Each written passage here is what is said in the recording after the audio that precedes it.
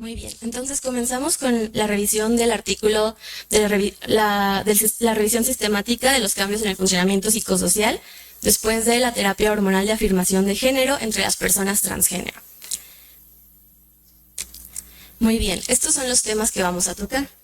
Vamos a hacer una pequeña introducción para dar contextos necesarios para el entendimiento más claro del artículo, revista científica y autores en donde fue publicado, la metodología, los resultados, discusión, conclusiones, fortalezas y limitaciones del artículo. Muy bien. Antes de empezar, tenemos que tener claro algunos conceptos básicos relacionados con el género. Empezamos con el sexo biológico. El sexo biológico son aquellos aspectos físicos objetivamente mensurables, caracteres sexuales, hormonas, cromosomas. Entonces, esto usualmente se asigna al nacer, dependiendo de estos aspectos físicos que se miden. Cuando hablamos de género, se define como una construcción social y cultural binaria que usualmente se asocia al sexo biológico. Sin embargo, la identidad de género es la forma en la que cada persona siente su género. Es decir, esto puede corresponder o no al sexo asignado al nacer. La expresión de género es aquello en la forma en la que presentamos o nos mostramos nuestro género al mundo. Usualmente esto se representa por medio de nuestro nombre, por cómo nos vestimos, por cómo nos comportamos.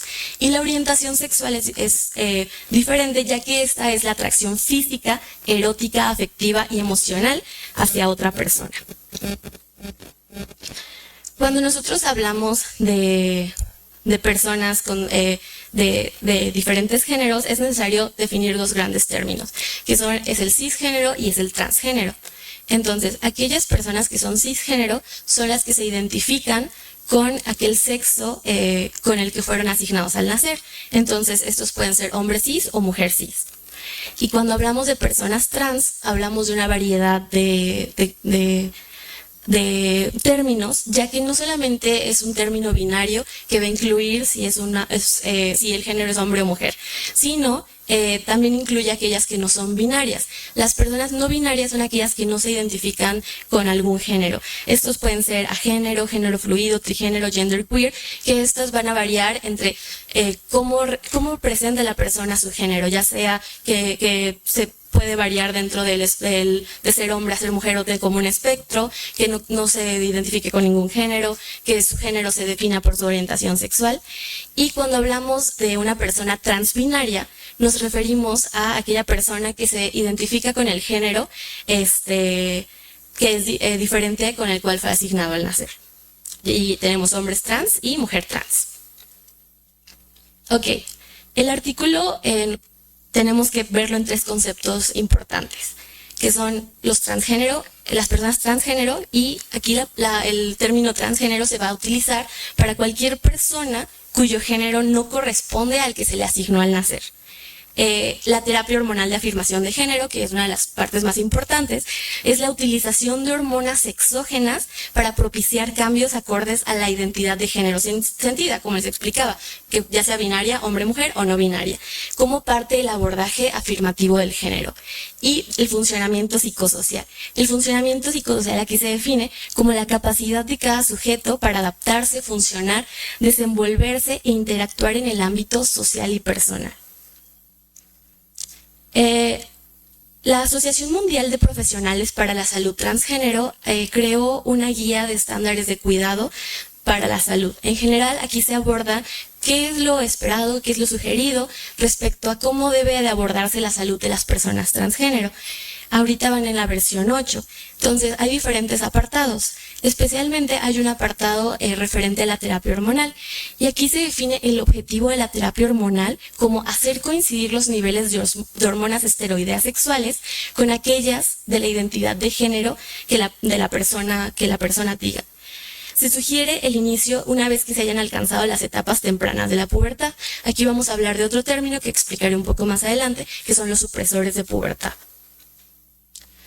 Muy bien, dentro del abordaje de iniciar la terapia hormonal, debe de haber criterios de evaluación en personas adultas que solicitan esta terapia. Los criterios son en personas con una incongruencia de género marcada y sostenida, se tienen que excluir otras causas de incongruencia de género. Por ejemplo, si una persona se encuentra en un episodio psicótico y la incongruencia de género va asociada al episodio psicótico, se tiene que descartar esto. Una vez descartado, se puede continuar en la evaluación. También hay que descartar condiciones de salud mental que pudieran tener un impacto negativo después del tratamiento hormonal, descartar condiciones de salud física que pudieran tener un impacto negativo después del tratamiento hormonal, y se tiene que evaluar el consentimiento, es decir, que la persona tenga la capacidad de aceptar y el entendimiento, es decir, que sepa cuáles son los beneficios y los posibles efectos que pudiera tener la terapia hormonal. Dentro de los standards of care, de los estándares de cuidado, también se incluye un apartado de salud mental que me parece muy importante mencionar de nuestro medio. Se sugiere una evaluación de la salud mental integral siempre con un apoyo psicosocial a las personas. Sin embargo, un punto muy importante es que no se debe de otorgar terapia obligatoria. Esto no es algo obligatorio, esto es algo que solamente las personas deben hacer si es algo que desean. Pero se sugiere el apoyo psicológico. También, en caso de que haya una hospitalización en una institución psiquiátrica o se inicie un tratamiento psiquiátrico y la persona ya está en tratamiento hormonal, es importante que se dé la continuación de ese tratamiento hormonal. También una educación y capacitación tanto a cualquier persona que se encuentre al frente de los servicios de salud, para que se sepa cómo abordar estas situaciones. Muy importante el uso del nombre y los pronombres correctos para evitar la discriminación. Ok, entonces aquí necesitamos definir este término por lo que les mencionaba. La pubertad es esa etapa previa a la adolescencia cuando comienzan los cambios que nos van a llevar a la madurez sexual. Entonces necesitamos esta clasificación para nosotros empezar a notar esos cambios y ahorita más adelante vamos a ver por qué es necesaria. Esta se llama la escala de Tanner. Entonces, aquí son los cambios físicos que vamos a observar en aquellas personas nacidas con vagina o nacidas con pene. En el estadio 1 es el pecho infantil, no vello púbico, los testículos y pene infantiles. Y el estadio 2 es muy importante porque aquí es cuando empieza a desarrollar los caracteres sexuales, ya sea el botón primario, vello púbico no rizado escaso en labios mayores, y en el caso de las personas nacidas con pene, aumento del escroto y testículos, piel del escroto enrojecida y arrugada, pene infantil, vello púbico escaso en la base del pene, y estas son las clasificaciones que vamos a ir viendo hasta que se alcanza la madurez sexual. Entonces el estadio 5 ya es cuando hay una madurez total. Sin embargo, nos enfocamos aquí en el estadio 2.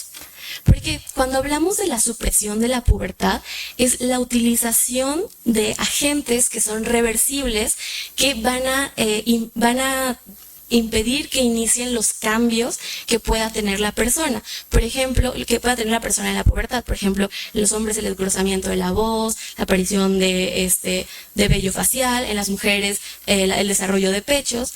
Entonces, se sugiere que si se va a iniciar una terapia de supresión de la pubertad, sea en el Tanner estadio 2, y se sugiere que sea a partir de los 12 años. Esto porque se ha visto que de los 10 años aún puede haber algunas consecuencias en la salud de los huesos. Y esta terapia se puede mantener por el tiempo que la persona desee. Sin embargo, se sugiere que no sea de más de 2 a 4 años, ya que esto puede representar una afección en la salud ósea. Y en caso de que la persona desee continuar, a partir de los 16 años es cuando se sugiere que se puede iniciar el tratamiento hormonal de afirmación de género. ¿De acuerdo? Entonces, la supresión de la pubertad se hace por medio de un agonista de la hormona liberadora de gonadotropina.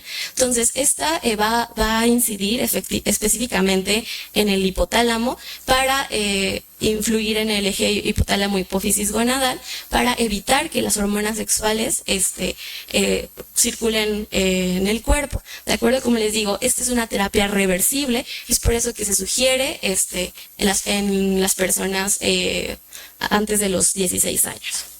Muy bien. Ahora, la terapia hormonal de afirmación de género, esto ya es irreversible, la tenemos de diferentes formas.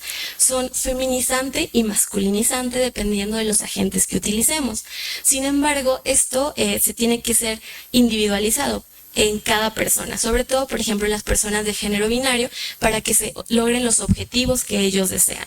Cuando hablamos de la terapia hormonal de afirmación de género feminizante, hablamos de la utilización de estrógenos y antiandrógenos, y la masculinizante hablamos de testosterona y agentes progestacionales que nos van a dar características de femeninas o masculinas. El objetivo del tratamiento hormonal es reducir los niveles de hormonas endógenas. Por lo tanto, al reducir estos niveles, se van las características sexuales secundarias del sexo biológico. Y también se tienen que reemplazar las hormonas sexuales endógenas con los del género reasignado. Y se utiliza el criterio para pacientes con hipogonadismo. La clínica Condesa, la clínica especializada Condesa, tiene la clínica integral transgénero, que es una clínica especializada en atender a personas trans, y sobre todo aquí es una institución donde se proporciona el acceso a la terapia hormonal de afirmación de género. Entonces, esta fue una tabla que sacaron y estos son los fármacos más utilizados.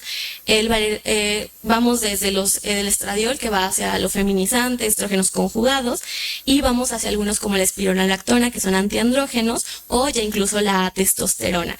Esta es importante porque así sabemos que no solamente hay administración oral, sino también hay administración intramuscular, transdérmica, y no tiene que ser una aplicación diaria, sino también esto puede ser cada 3 semanas, cada 15 días. Entonces esto va a variar dependiendo de los objetivos que se quieran lograr, y esto se va a individualizar a cada persona. Muy bien, cuando se utilizan hormonas feminizantes, estos son los efectos que suelen tener. La redistribución de la grasa corporal. Usualmente la grasa corporal en una persona nacida con pene va a ser androide, y la distribución hacia cuando se inicia la terapia hormonal es más ginecoide, es decir, más hacia las caderas y hacia la parte central. Entonces, esto suele aparecer a los 3 a 6 meses de que se inicia la terapia. Sin embargo, su efecto máximo se alcanza de los 2 a 5 años.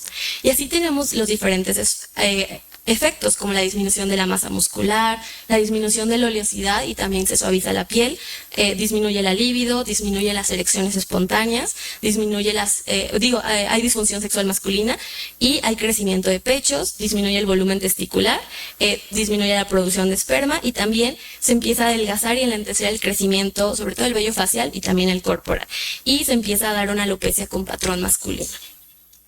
Ahora, de las hormonas masculinizantes, el efecto empieza a haber acné y también aumento de la oleosidad en la piel. Hay crecimiento de vello facial y corporal, pérdida de cabello en el cuero cabelludo, se hace más delgada esta zona, aumento de la fuerza y masa muscular, se distribuye la grasa corporal a una distribución androide, cesación de la menstruación, también se hace un crecimiento del clítoris, atrofia vaginal y engrosamiento de la voz. Ok, en las metas del tratamiento hormonal es llegar a niveles séricos de las hormonas. Entonces, cuando hablamos de mujeres trans que están en terapia feminizante, el estradiol se sugiere en menos de 200 picogramos por mililitro y testosterona menos de 55 nanogramos por mililitro. Sin embargo, tenemos algunos efectos adversos. Son efectos adversos que usualmente hemos visto en mujeres cisgénero que utilizan anticonceptivos orales combinados, como enfermedades tromboembólicas, hipertensión arterial, cáncer de mama, falla hepática con transaminasas elevadas, más del triple, macroprolactinoma, cefalea y migraña. Cuando hablamos de la terapia masculinizante, la testosterona se busca en rangos de 3.2 a 10 nanogramos, a 2.8 nanogramos por mililitro.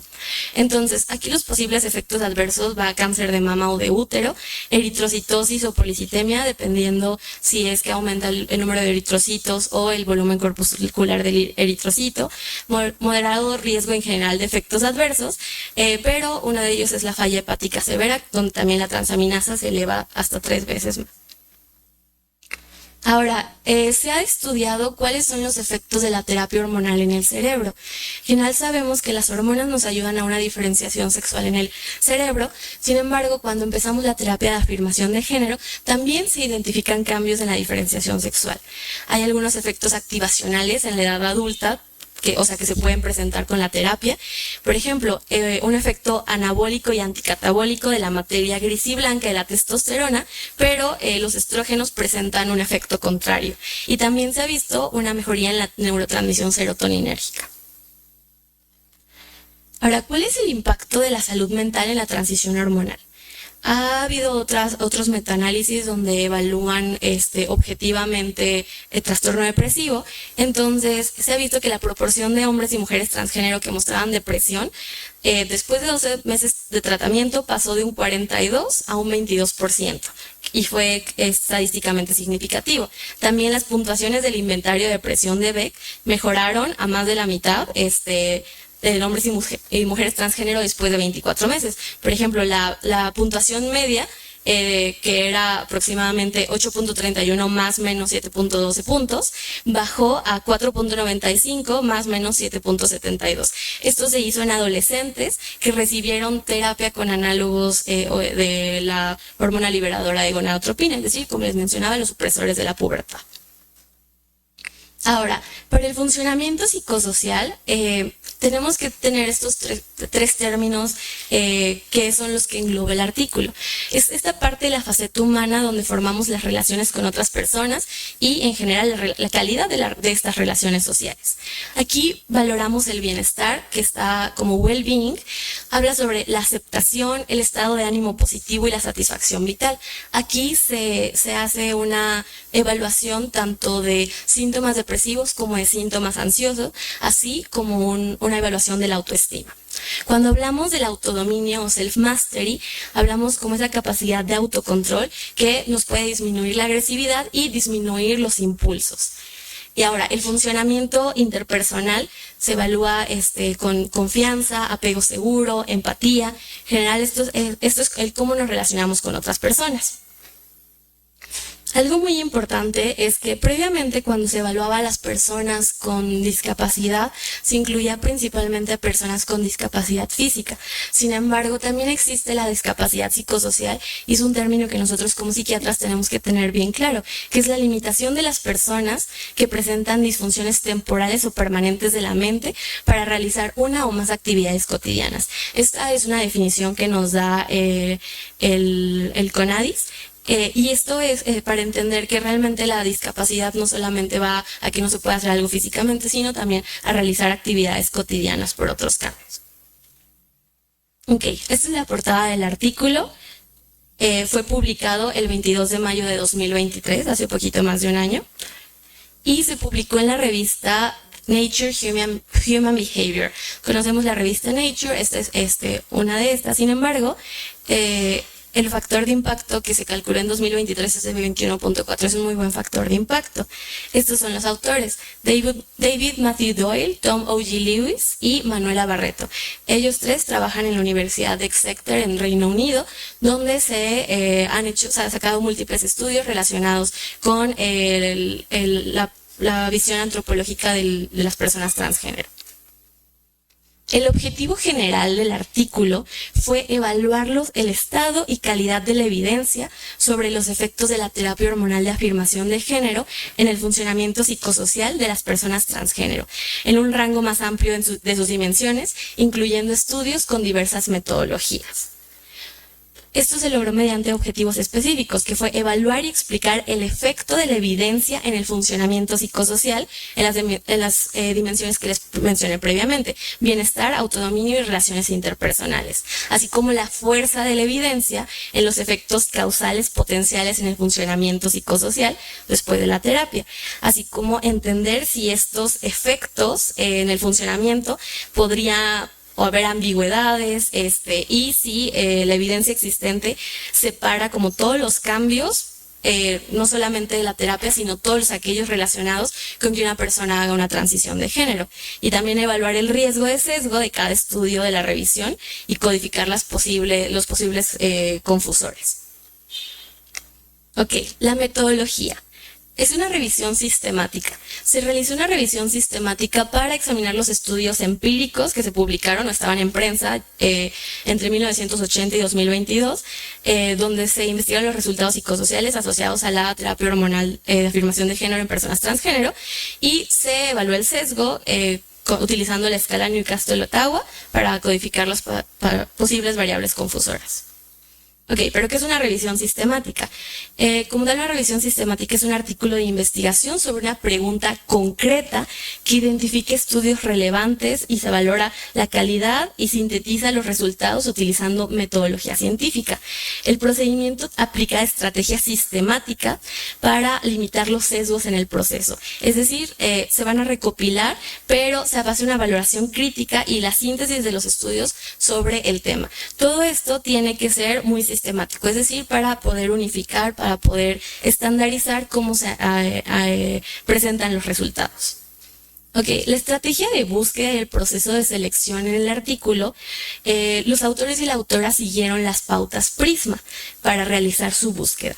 Entonces, la declaración PRISMA incluye un conjunto de criterios sugeridos para la estructura y análisis en un estudio de revisión sistemática. Es decir, como les decía, esto se procura estandarizar, entonces se ha buscado que se vaya paso por paso y se cumplan con los criterios sugeridos.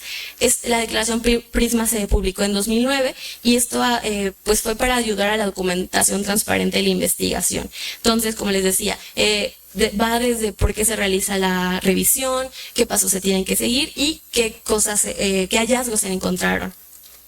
Ok, entonces PRISMA en 2020 se actualizó y sacó un checklist, que el checklist es los pasos sugeridos que se sugiere que tengan pues los artículos. Entonces, por ejemplo, se pone la sección, el número de ítem, o sea, o de paso, la lista de verificación, que es, por ejemplo, en este caso es el título, el primer ítem, y lo que tiene que tener es que identifique la publicación como una revisión sistemática. Y bueno, aquí se localiza dónde está ubicado en el artículo. Entonces aquí vemos que nuestro artículo cumple el primer ítem de PRISMA, del checklist de PRISMA. Ok. Ahora, la búsqueda de los artículos se hizo por medio de la identificación de términos claves y búsqueda en las bases de datos. ¿Qué términos claves se utilizaron? Hormonas, afirmación de género y resultados psicosociales. Utilizando bases de datos, donde sabemos contienen múltiples artículos científicos, como fue PubMed, PsycNet, Web of Science, y se examinaron las listas de referencia y se utilizó la función de artículos relacionados en PubMed. Es decir, también hubo una búsqueda manual para aquellos resultados que podíamos obtener que nos salieran en las búsquedas sistemáticas. Entonces aquí vemos que nuestro checklist de PRISMA, el ítem número 6, que son fuentes de información, donde tenemos que especificar todas las bases de datos, también se cumple, y las estrategias de búsqueda, que fue por medio de palabras clave, los filtros, todo, también se cumple. Okay. Muy bien, entonces, para la búsqueda se hicieron algunas restricciones. Se restringió únicamente aquella literatura académica que ya estuviera publicado, sobre todo para limitar la falta de consenso de las publicaciones y limitar los sesgos de las conclusiones. Y también se combinaron los términos de búsqueda para personas transgénero con términos relacionados con resultados psicosociales y uso de hormonas. El periodo de tiempo fue aquella literatura publicada entre 1980 y 2022 y fue elegido en función de la actualidad de los artículos que exploran el tema, como se ha destacado en revisiones similares anteriores. Los criterios de inclusión para los artículos era que tuvieran participantes transgénero que habían usado previamente o estaban actualmente utilizando terapia hormonal de afirmación de género. Tuvimos dos tipos de estudios, cualitativos y cuantitativos. Para los estudios cualitativos tenían que incluir un análisis temático formal y sistemático, y para los estudios cuantitativos se tenían que utilizar medidas cuantitativas validadas psicométricamente, no solamente autoinformes ad hoc o revisiones de historias clínicas. Y también se tenían que evaluar al menos un resultado psicosocial, de los mencionados: bienestar general, salud mental, funcionamiento social, otros factores. También se tenían que examinar los niveles normales de funcionamiento, no solamente cambios en un diagnóstico psiquiátrico clínico. Y también tenían que proporcionar una comparación relevante entre las personas transgénero antes y después de utilizar la terapia, así como de personas transgénero antes y después de usar la terapia, con aquellas que no la había usado o estaban en lista de espera para usarla próximamente. Ahora, una vez que tuvimos esto, los criterios que se excluyeron fueron aquellos estudios que se centraban únicamente en la supresión de la hormona de la pubertad. También no había una adecuada forma que no hubiera una adecuada forma de medir el funcionamiento psicosocial. Y sobre todo, también, si las personas ya contaban con un diagnóstico clínico de estandarización de sexo, se excluye el artículo, o que no hubiera comparación relevante, y también que se hubiera realizado únicamente intervención quirúrgica y no hormonal, o que fueran artículos de revisión de literatura, no necesariamente sistemáticos, sino solamente como una recopilación de artículos. Ok, entonces, así es como se suelen esquematizar los artículos por medio de la metodología Prisma.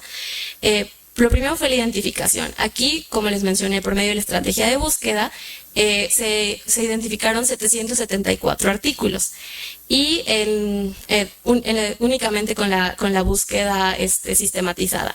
Y los estudios que se identificaron por revisiones clave y listas de referencia, o sea, en una búsqueda manual, fueron 49 artículos. De estos, se quitaron los duplicados y nos quedamos con 642 artículos. Se hizo un cribado. El estudio se hizo por medio, el cribado se hizo por medio de los estudios basados, por medio del título. Y únicamente nos quedamos con 550 estudios. Aquí se evaluaron el texto completo por medio de la elegibilidad. Nos quedamos con 92.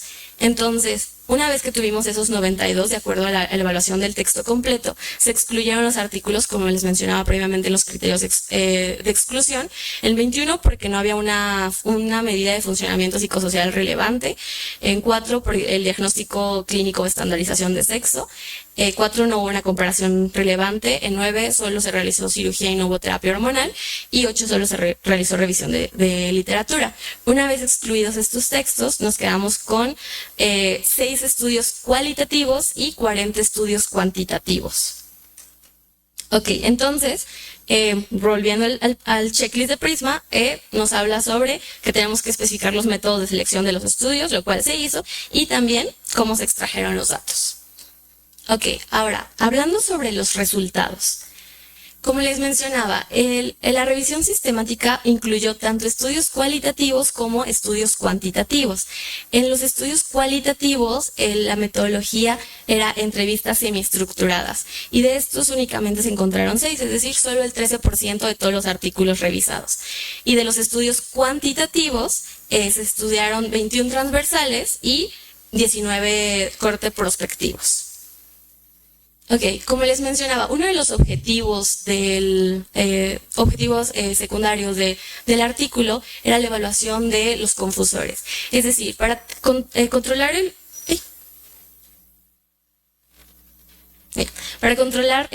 la confusión en términos del funcionamiento psicosocial, se tenía que identificar qué cambios se asociaban a la terapia hormonal y no necesariamente por otros factores. Por ejemplo, ¿qué cambios podemos decir fue porque se inició la terapia hormonal y hubo cambios por la terapia hormonal?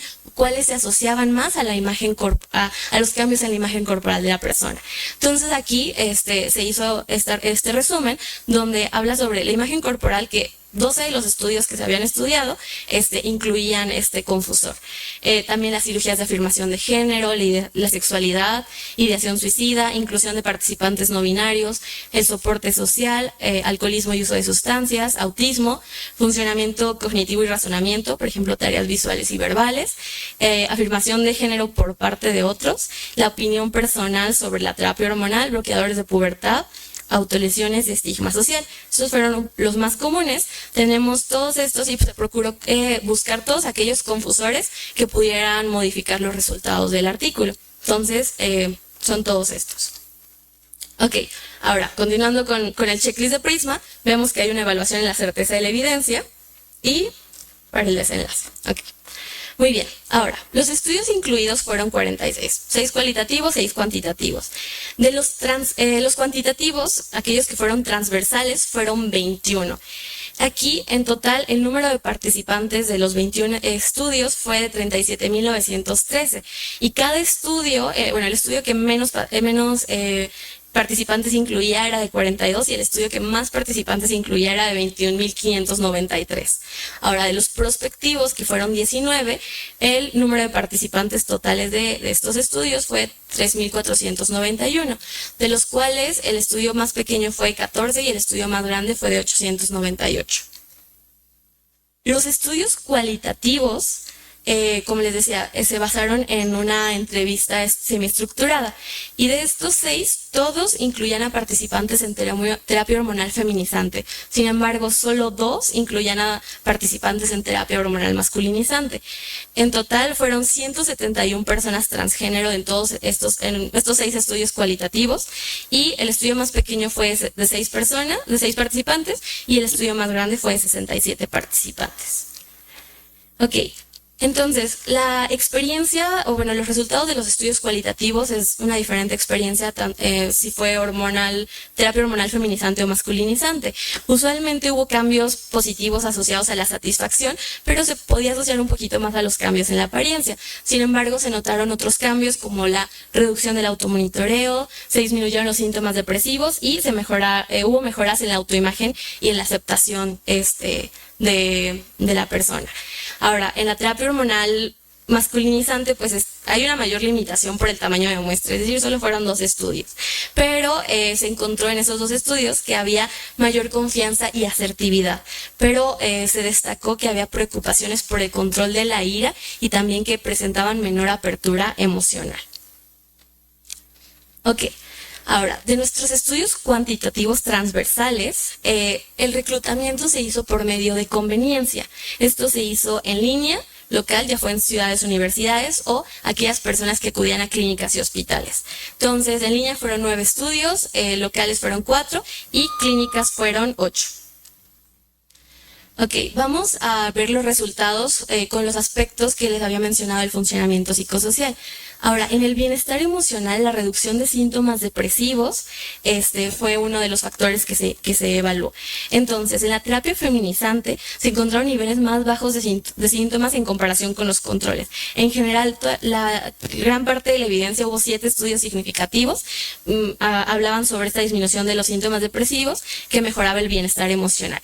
Ahora, en la terapia masculinizante se experimentaban niveles más bajos en comparación con los controles, también de síntomas depresivos, también con un efecto positivo, y también fueron 7 significativos. Ok, ahora, respecto a la disminución de los síntomas ansiosos para el bienestar emocional, en la terapia feminizante se evaluó esto y sí se encontró en algunos estudios niveles más bajos de ansiedad general y social en comparación con los controles. Sin embargo, hubo otros estudios, 4 significativos, que no encontraron diferencias importantes, entonces pues los resultados son inconsistentes. En la terapia masculinizante igual hubo una reducción en la ansiedad general, aquí también se evaluó ansiedad social, sin embargo también no se encontraron en otros estudios diferencias significativas. Y algo que mencionan los autores es que los resultados pueden variar de acuerdo al contexto. La calidad de vida también hubo resultados mixtos, tanto en la terapia feminizante como en la terapia masculinizante, ya que 4 estudios sí identificaron la calidad de vida, pero otros estudios reportan que no se habían identificado cambios. Ahora, en la terapia masculinizante, los estudios que no reportan que reportan mejoría a los que no reportan mejoría, la tendencia a la mejoría los estudios tenían un riesgo moderado de sesgo, mientras que los que no habían reportado diferencias significativas tenían un riesgo bajo de sesgo. Ok, respecto a la autoestima, en la terapia feminizante se encontró niveles más altos en comparación con los controles en algunos estudios, pero la evidencia no fue concluyente. Y de la terapia masculinizante solamente hubo un estudio que encontró que se encontraron niveles más altos de autoestima, pero pues ese es limitado, solamente fue un único estudio. Respecto al autocontrol, en la terapia feminizante incluso se encontró disminución en los niveles de ira y enojo, mientras que en la terapia masculinizante no hubo evidencia de que hubiera cambios del autocontrol. Respecto a las relaciones interpersonales, hubo poca evidencia en la terapia feminizante, pero de la evidencia que se encontraba era que disminuía la ansiedad social a que no hubiera disminución significativa. Pero en la terapia masculinizante sí disminuía la ansiedad social en 4 estudios y había un mayor funcionamiento psicosocial. Ok, ahora respecto a los estudios prospectivos, que fueron 19, se hicieron en múltiples países. Entonces, de Italia se incluyeron 5 estudios, de Países Bajos también 5 estudios, de Bélgica 2, de Estados Unidos y Turquía 1, y hubo estudios colaborativos como el ENIGI, que el ENIGI fue un estudio colaborativo entre Bélgica, Países Bajos, Italia y Noruega, donde de esta colaboración se sacaron 2 estudios. Hubo otro estudio colaborativo de Estados Unidos, Alemania, Suiza y Australia, de los cuales se sacaron 3 estudios. Es importante mencionar que de todos los estudios prospectivos, usualmente había un grupo de intervención y un grupo de comparación. El grupo de intervención era los que estaban con terapia hormonal de afirmación de género contra aquellos que estaban en la lista de espera o nunca habían recibido esta terapia. Y había algunos artículos que se enriquecían más, que no solamente eran aquellos que ya habían tenido la terapia o que estaban en lista de espera, sino que también se comparaban con personas cisgénero. Los estudios prospectivos respecto a los síntomas depresivos sí encontraron una disminución significativa en los síntomas depresivos y sobre todo a lo largo del tiempo. Entonces, sugiere que la terapia hormonal puede tener un beneficio en el bienestar emocional. En la terapia masculinizante también se encontró una disminución en los síntomas depresivos a lo largo del tiempo, indicando un efecto positivo del bienestar emocional. También otra cosa que se incluyó fue la disminución del estrés psicológico. Respecto a la disminución de los síntomas ansiosos, al igual que en los transversales, la evidencia ha sido mixta. Algunos mencionan menor nivel de ansiedad social, pero estos tienen un riesgo moderado de sesgo. Y hay unos que dicen que no se encontraron resultados consistentes, pero tienen un alto riesgo de sesgo. Si vemos el artículo que referencian en este caso, es de 1989 y el número de participantes que se utilizaron en este prospectivo fueron de 14. La terapia masculinizante en general también observó una reducción de los niveles de ansiedad general y social. Sin embargo, también hubo estudios que no encontraron diferencias significativas, pero estos estudios pues sí sugieren que los resultados pueden variar y estos estudios son más recientes. Respecto a la calidad de vida, en la terapia feminizante hubo mejoras en la calidad de vida y esto en general se ha asociado a una mayor satisfacción con la vida y el bienestar general. Y en la terapia masculinizante también hubo resultados mixtos, pero la mayoría indicaron que los participantes en terapia masculinizante reportaron mejorías en la calidad de vida. Respecto a la autoestima, algunos encontraron que la autoestima aumentó con el tiempo, o sea, a lo largo del tiempo, con la terapia feminizante y también aumentó en la terapia masculinizante. Respecto al autodominio, en terapia feminizante, ya cuando hablamos de estudios prospectivos, no encontramos una diferencia significativa en esta, pero la evidencia es muy limitada. También, si vemos los artículos referenciados, son de 2001 a 1989 y bueno, el último de 2019. Pero otro dato curioso es que la evidencia masculinizante, en la terapia masculinizante, la evidencia que aunque también fue limitada, 3 dijeron o hablaron sobre una mayor expresión de la ira. Pero estos estudios tienen muestras reducidas y son menos recientes. Y hubo algunos estudios, entre ellos el colaborativo que les había mencionado previamente, donde no reportó cambios en el autodominio. Respecto a las relaciones interpersonales, en la terapia feminizante solamente un estudio encontró la disminución de la ansiedad social y en la terapia masculinizante definitivamente no se encontraron diferencias significativas. Sin embargo, los artículos mencionados que evaluaban esta parte no les habían realizado ningún análisis de poder. Ok, ¿cuáles son las conclusiones?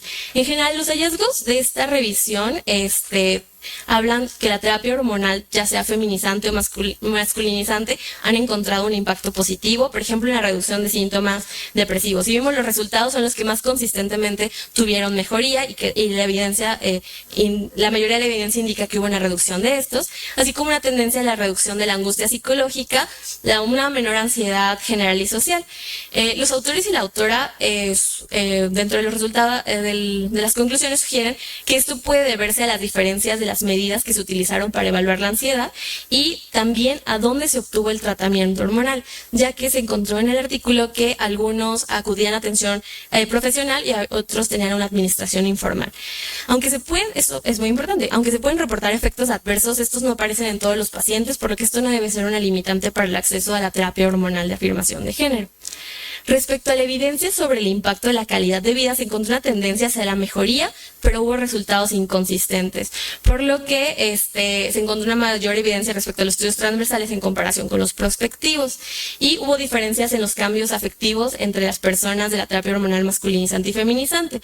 Ahora, respecto al autocontrol, en general fue no concluyente, mencionando esto último de que se sugiere un aumento de la expresión de la ira con la terapia masculinizante. Sin embargo, recordemos, en general eran estudios un poco como en 1989-2001. Y se encontró una evidencia limitada y no concluyente de las mejoras en el funcionamiento interpersonal. Ok, ahora, con la intención de mejorar la calidad de la atención de la población transgénero y que éstas puedan acceder oportunamente a la terapia hormonal, su impacto en el funcionamiento psicosocial, tienen que realizar otros estudios longitudinales donde se incluyan otros factores que no se habían incluido en estos estudios. Por ejemplo, la soledad, la confianza, los estilos de apego, la satisfacción de las relaciones cercanas, la satisfacción de las relaciones de pareja, entre otros. En este artículo se identifican algunas fortalezas. Por ejemplo, el estado de arte científico respecto a la terapia hormonal de afirmación de género y su impacto del funcionamiento psicosocial. Por ejemplo, también algo muy importante es que algunos estudios incluyeron a población adolescente, que esto es algo que no se ha considerado previamente, entonces pues también es una población susceptible a estudiar estudios subsecuentes. Se incluyó el análisis de sesgo de cada estudio y también se describía si el sesgo era bajo, moderado o moderado y si los estudios eran de alta calidad, también con los confusores ajustados. Se realizó un análisis diferencial por el tipo de terapia hormonal recibida, como les mencionaba, feminizante o masculinizante, para el estudio evaluado y también pues algo que resalta el artículo y que es una fortaleza es el impacto del tiempo en el tratamiento de respuesta. También otra de las fortalezas que se identificó en el artículo fue que se analizó el poder estadístico en estudios que tenían tamaño de muestra pequeña cuando les fue posible hacer el análisis de poder estadístico. Ok, ahora respecto a las limitaciones, una de ellas que se identifica es que no se describe si la edad de inicio de la terapia hormonal ha tenido algún impacto en los resultados. También las limitaciones están relacionadas principalmente con la metodología de los estudios analizados. Los estudios transversales pues no permiten asegurar que las causas o los resultados antecedan a las consecuencias. Los estudios prospectivos son vulnerables al sesgo por lo que mencionaba, por los confusionales, ya que las personas que tienen o llevan la terapia o en general la transición de afirmación de género, no solamente pues tienen cambios físicos, sino también cambios sociales que no necesariamente tengan que estar relacionados a la terapia hormonal. También la afirmación de género puede mejorar la imagen corporal o puede mejorar como la afirmación de género por parte de otras personas, por lo que no sabemos si es como solamente el funcionamiento psicosocial con el uso de la terapia hormonal. También algunas personas pueden estar expuestas a mayor estigma y agresión en los procesos de transición que podría afectar negativamente el funcionamiento psicosocial, específicamente con algunos indicadores del bienestar, por ejemplo, la ansiedad, el funcionamiento psicosocial, interpersonal, y la fobia social. Y también algunos de los estudios cuantitativos incluyeron los confusionales como fue la cirugía, y también pues esto es algo crítico en el impacto del funcionamiento interpersonal. La información cuantitativa también no puede ser concluyente respecto a las vías biológicas o psicoculturales de la terapia hormonal en el funcionamiento psicosocial. Algunos estudios utilizaron la escala la escala de calidad de vida de la Organización Mundial de la Salud y pues no se incluyó un análisis de poder. Ok, entonces nosotros identificamos que el artículo tiene una utilidad tanto en la práctica clínica como en la política pública.